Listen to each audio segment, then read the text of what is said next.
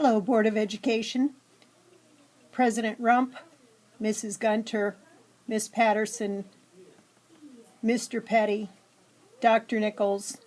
This is Dyanne Schoterman at Price Elementary, and I am going to relate to you the goals that were established at the beginning of the school year and the results of those goals.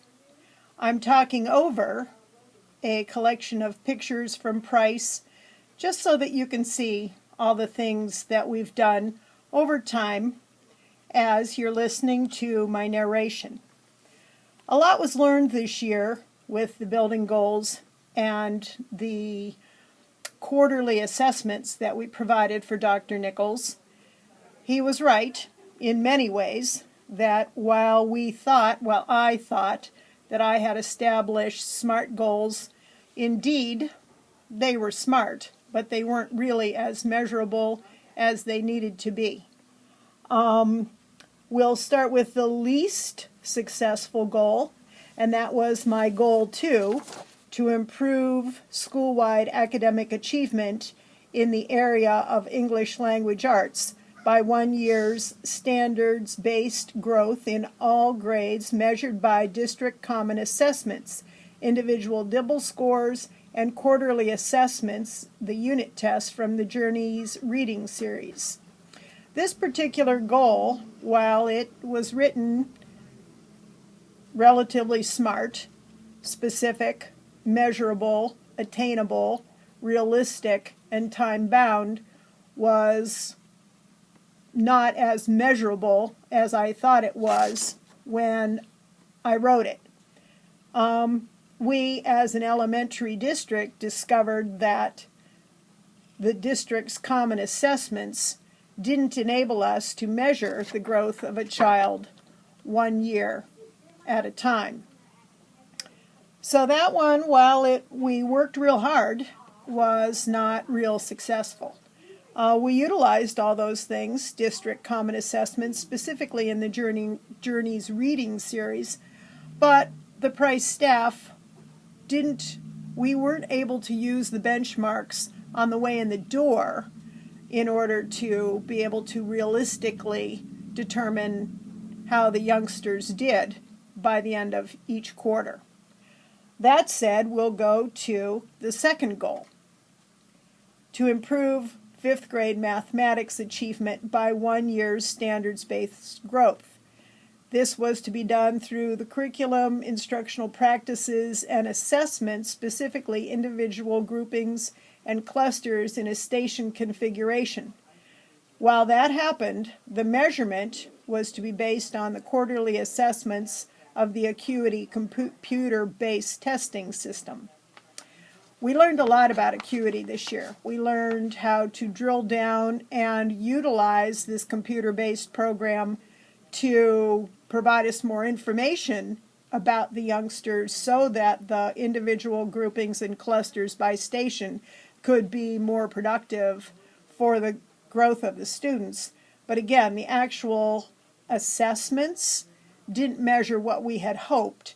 And so, again, while the goal was smart, the measurement was not very reliable. Our last goal, to improve school climate conditions for learning, measured by the comparison of the number of discipline referrals of the 2010-11 school year in comparison to this year. The number of conduct reports / discipline referrals would be reduced by 10% over the course of the calendar year.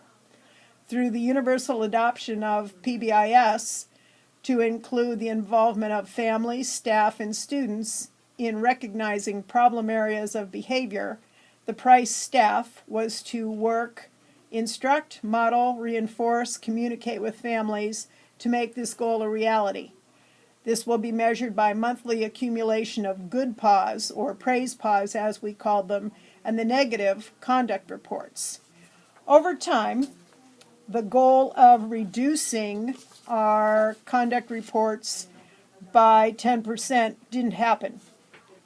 I've prepared for Dr. Nichols the actual data, but to just relate to you what happened, The grand total of conduct reports that included, some of them resulted in detentions, some of them resulted in parent contacts, some of them resulted in suspensions, from the 2010-11 school year to the 2011-2012 school year, by grade and total, we had 61 conduct reports last school year, which that's individual students, for a total of 148. This year we had 62 individuals for a total of 150 conduct reports. Last year we had 29 detentions. This year we only had 8. Last year we had 5 suspensions. This year we had 17. I will say that it's interesting to look at these conduct reports and see that the children have moved up a grade level. So in the 2010-2011 report, in second grade, there were 9 boys for a total of 18 reports. And when we look at third grade, those youngsters moved into the next grade, there were only 4 boys and 4 reports. We find that in this report, our girls didn't do, their behavior was worse this year than that of the boys. It's hard to determine why, other than it was a unique combination. We had a couple youngsters move in, and so that just changed the dynamic and the mix. As I said, we learned quite a bit about writing SMART goals and how to measure them. Our biggest challenge next year will be the utilization of common assessments, not only district-wide, but specifically building-wide. I can tell you in the primary hall, specifically the first and second grade teachers who used the A to Z reading assessment as a leveling tool, found that in second grade we are sending 58 students to third grade who we are very confident are reading by the age of 9. That's third grade. At the first grade level, we are sending 50 youngsters out of a total 54 to second grade reading at a second grade level. This common assessment, the A to Z reading leveling system, is easy, it's specific, provides running records, and the Price staff has already been informed that we will use this in every grade for every child because of its ease and specificity. That was the better news. The good news is that Price is pretty excited about our work as a professional learning community. Our mission statement has been developed to educate students to become productive, compassionate citizens, period. Norms are in place for our meetings next year, and by this time tomorrow, June 6th, we will have our vision statement completed. I find it interesting that people actually articulate that they don't want my job, they just want to teach. Leave them alone, and that's all they want to do, is be in their classroom. I therefore continue to try to share the leadership in this building, but at this time, no hands are extended. I will continue to fertilize this idea and nurture it. But I will tell you that in the 7 years that I've been here, only 4 of the staff is younger in the building than I, meaning we have 4 teachers who haven't been here 7 years. This is a mature staff at Price, averaging 26 years in the same building. For most, I am only their second principal, and I've shocked quite a few of them, as I don't do and haven't done things as their prior principal did. The best news about the building is that this staff is very excited about moving into the FIP, Formative Instructional Practice, for our classrooms next year. I've become a facilitator, attended 2 trainings, and I look forward to that. I'm making it my personal mission to study all I can about the FIP process, and the staff is committed to mastering Module 1, which is the introduction module, number 2, that explains what the FIP process actually is, and Module 4, which is providing effective feedback. In my trainings as a facilitator, the regional trainers express that some schools, some buildings, if they focused on 1, 2, and 4 over the course of one school year, they would have a much more solid base than rushing through all 6 modules and not doing them well. So that'll be the goal for Price Elementary. When we talk about PBIS, which is the ultimate best news, some of these slides that you see, this one in particular is Behavior Rocks. The youngsters earn Behavior Rocks with their good behavior. What happens in the building is that I and the volunteers, the parent volunteers, take the youngsters into the gym, depending on the grade level. 3, 4, and 5 is one batch, K1 and 2 is the other. But 3, 4, and 5, we dance for 2 hours. You saw the youngsters up on the stage. We have parents who come in and teach line dancing, Zumba, whatever the youngsters want to learn, a lot of rock and roll. And here's 2 other girls doing splits on the floor. These are small ones who were at the Behavior Rocks.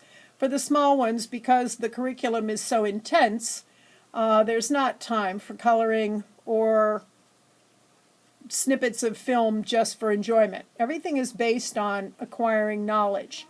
So Behavior Rocks enables the kids to relax a little bit, and the biggest benefit to the building is it provides across grade level articulation.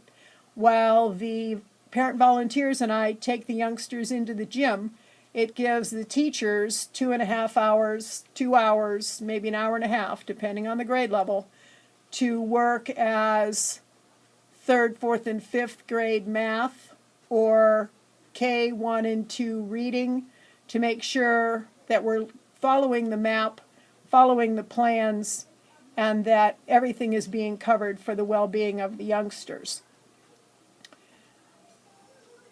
PBIS has made a big difference in this building in terms of what we do and how we do it. The teachers, well, we weren't doing too badly with behavior prior to implementing PBIS. As you can tell from the suspensions and discipline referrals, we really weren't paying enough attention to catching them being good. So we developed a practice of praise pause. Over the course of the school year, as we're ending now, 20,622 praise pause were given to the students. You're looking at a luncheon on the stage. This is golden tablecloth. While it was just a wild idea that we didn't know would work or not, the kids loved it. For 25 praise pause, you could invite a friend, actually 2, to come to the golden table with you and have your lunch, whether you packed it or bought it, on the stage. Here's another example. This picture shows the classroom that earned the golden tiger. But truly, the praise pause for the development for the golden tablecloth was the best idea. Upon interviewing students, they also liked the idea of a golden picnic blanket. So we will make blankets for fall and spring when the weather's nice so the youngsters can go outside and have their meal. I thank you for listening.